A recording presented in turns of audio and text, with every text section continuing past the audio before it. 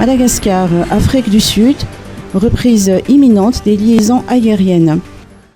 Le ministère des Affaires étrangères annonce la reprise imminente des liaisons aériennes entre Madagascar et l'Afrique du Sud par la compagnie Airlink.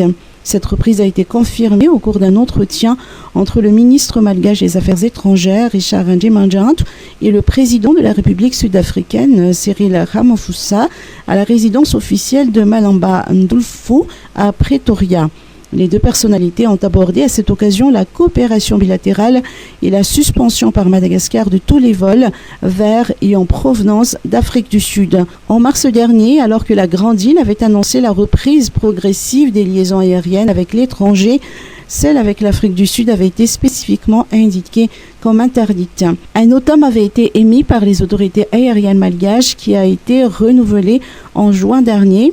La situation sanitaire a été évoquée pour justifier ce notam, ce qui n'a pas convaincu les opérateurs aériens sud-africains, considérant plutôt un différend entre les deux pays.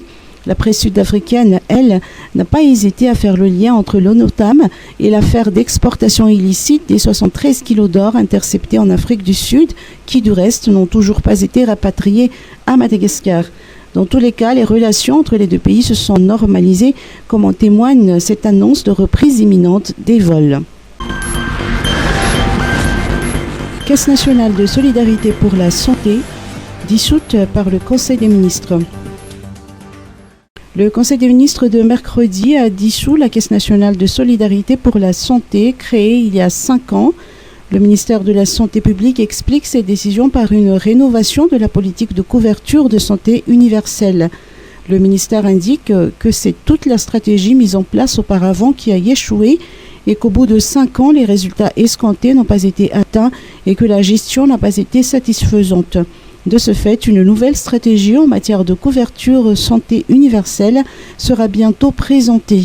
Pour rappel, la CNSS a été mise en place en 2017.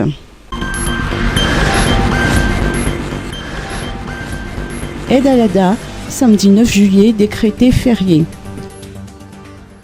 Depuis plus d'une décennie, les deux principales fêtes musulmanes, l'Eid al-Fitr et l'Eid al-Adha, sont fériées sur tout le territoire malgache. Si au départ les journées non ouvrées étaient réservées aux travailleurs de confession musulmane, la mesure a été élargie à toute la population malgache, quelle que soit son obédience religieuse. Cette année, la communauté musulmane de Madagascar a consacré le 9 juillet à l'Eid al-Adha.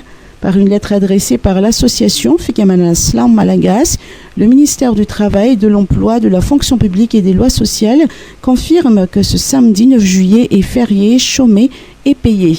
L'Eid al-Adha, ou la fête du sacrifice, commémore la force de la loi d'Abraham, le jour où il accepta, sur ordre divin, de sacrifier son propre fils.